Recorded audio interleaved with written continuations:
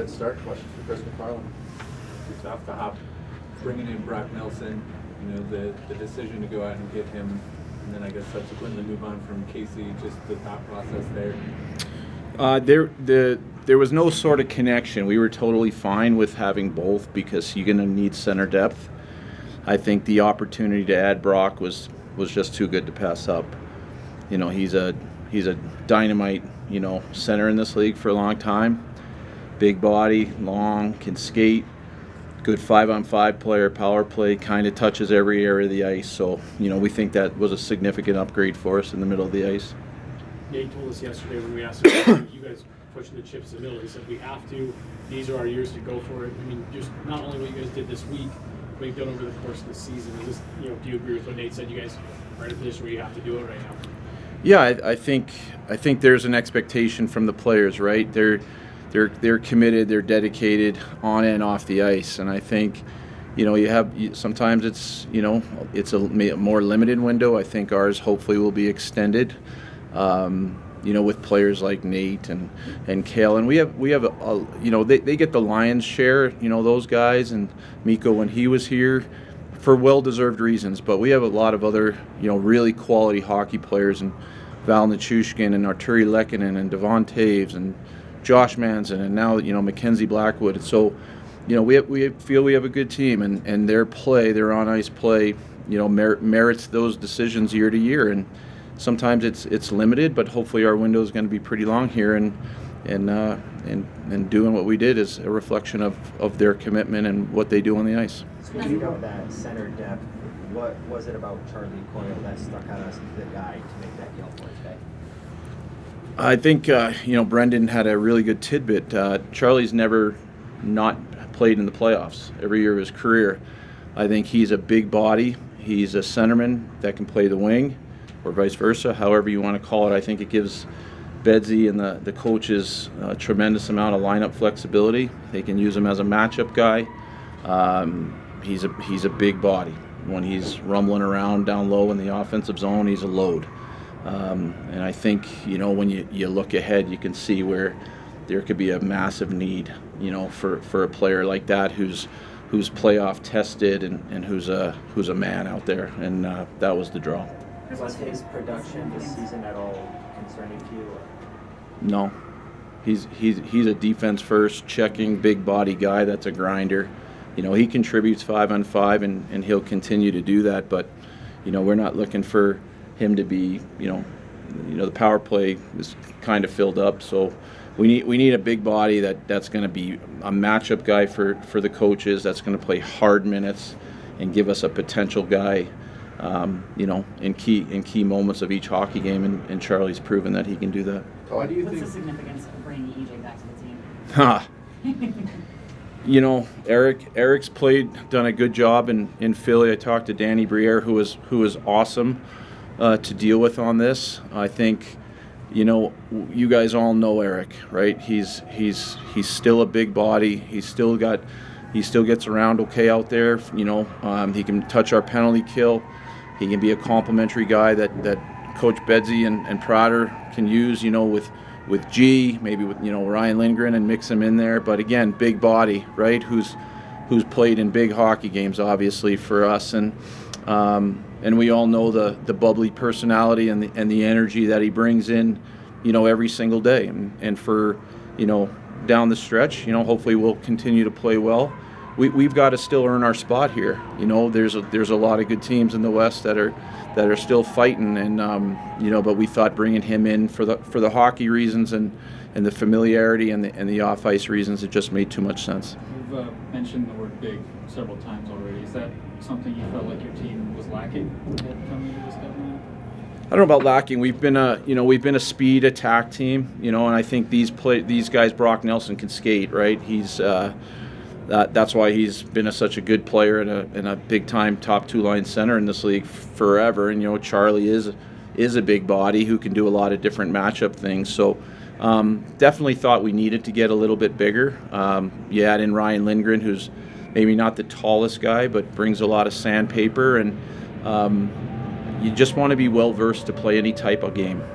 Whether it's in the in the gritty areas of the ice, ground and pound, or attack. And I think with this group, we're more well versed to handle different types of games that we potentially could face. We've talked about, like, we just asked about, like, being all in.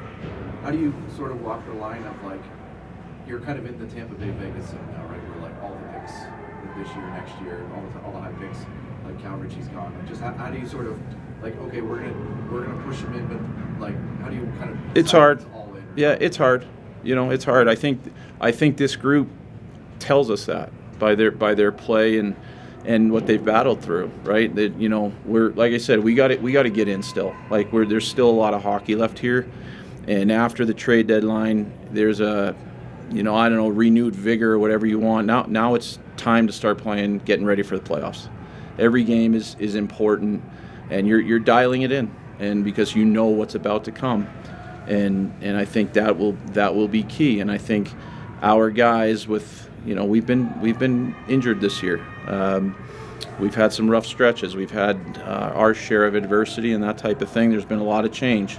So hopefully here over the next 4 or 5 weeks or whatever it is, that group will start to gel. We'll get that ticket and we'll see. But, I think, our guys, that's the expectation. It's been building forever.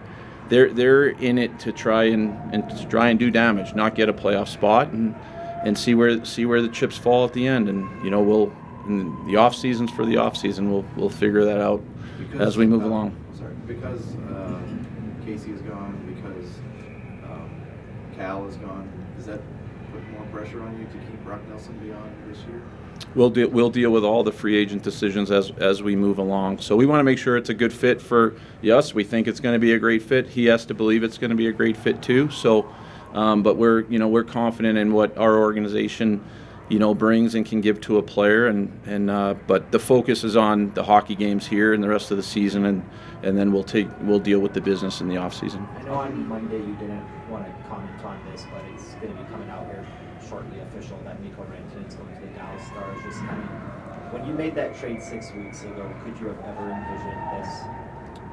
No, I mean, listen, we made a really hard decision, and it was a hockey decision. We got some really good hockey players. Mikko is a great hockey player and a great person, and I'll always wish him the best. But no, we don't spend much time on seeing what other teams may or may not do. I think the Dallas Stars got a great hockey player and a great person. Megan, sorry. Maybe quietly behind the scenes, there have been players that might be able to help the organization in the future in Nikita Khrushchev, Ivan, Taylor McCarr. Can you talk to me about how the strength of the amateur scouting staff has maybe given you some confidence to move on from some of this draft capital? Yeah, I think we brought Nick Pryor's in his first year. Obviously you want your scouts to be excited going into every draft, and there's no doubt we're down some capital right now, but we've found some good players, right? Like you said, Logan O'Connor going back, Ivan were undrafted free agencies. That's part of their job, and they've done a heck of a job adding pieces that we believe down the road are going to be players for us. You mentioned Taylor McCarr. We're super excited about Ilya Nabokov and the year he's having.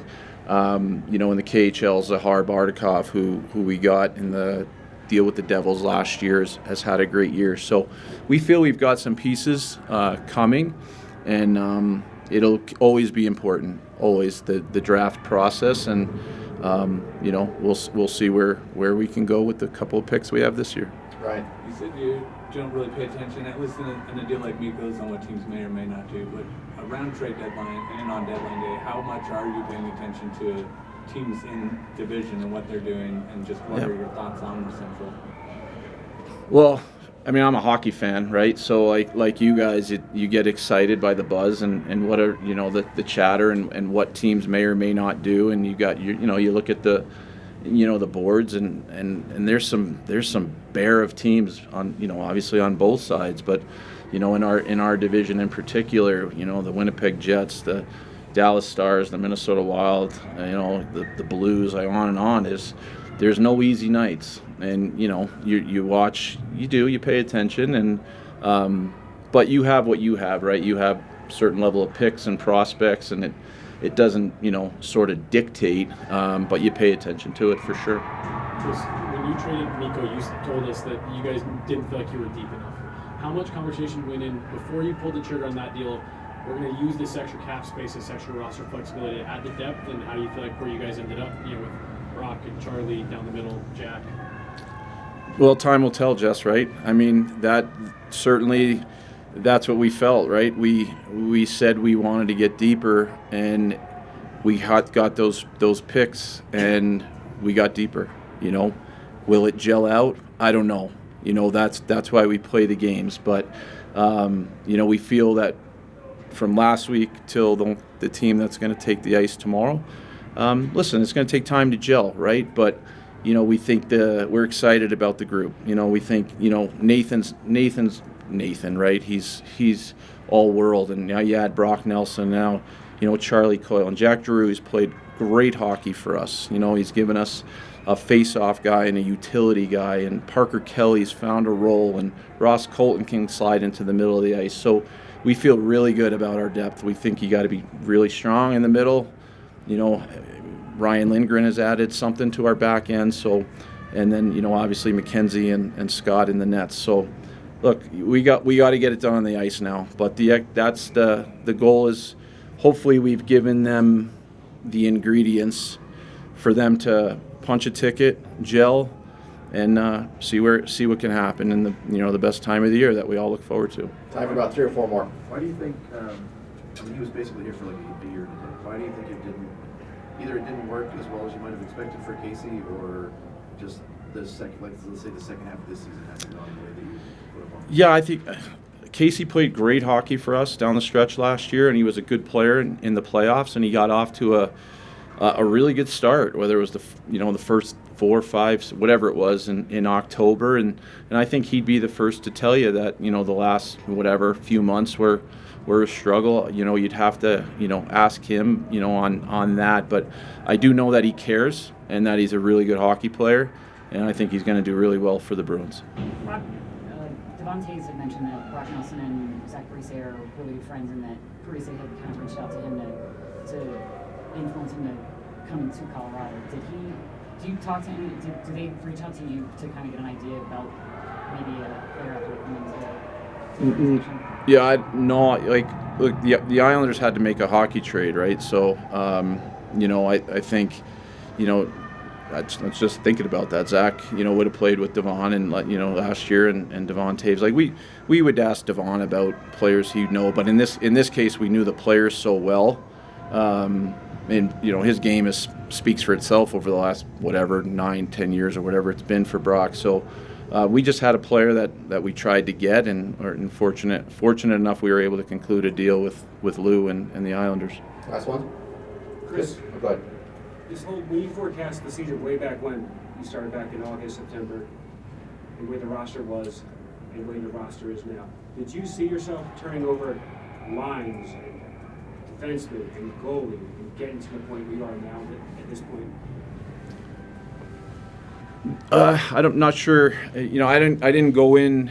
Joe, myself, our staff go into September going, we got a lot of work to do, and you wish that everything goes honky dory and you're healthy and everybody is playing up to their A-level game. But that's not reality. That wasn't our reality this year. Certainly can't plan for injuries. Adversity and that sort of thing. But, I think we had to make adjustments. And every year you might have to make adjustments, and sometimes you can and sometimes you can't. And it could be for different reasons, whether it's cap or assets or things of that sort. So, I just think we were just able to find, pieces that made sense for us and made sense for the other team. But, I think Brendan, I saw it yesterday, something like 40 guys or whatever it is. You never want that because that usually means something not so good has happened multiple times. So, but I'm proud of the way the guys have responded. I think, the adversity that we faced earlier in the year and that sort of thing is, I think we have an excited group of hockey players. Out on the ice today and at what the moves did. Now again, they got to gel. We got to get points. We got to find our way. But I think there'll be a buzz. At least that's the goal. Good, thank you very much.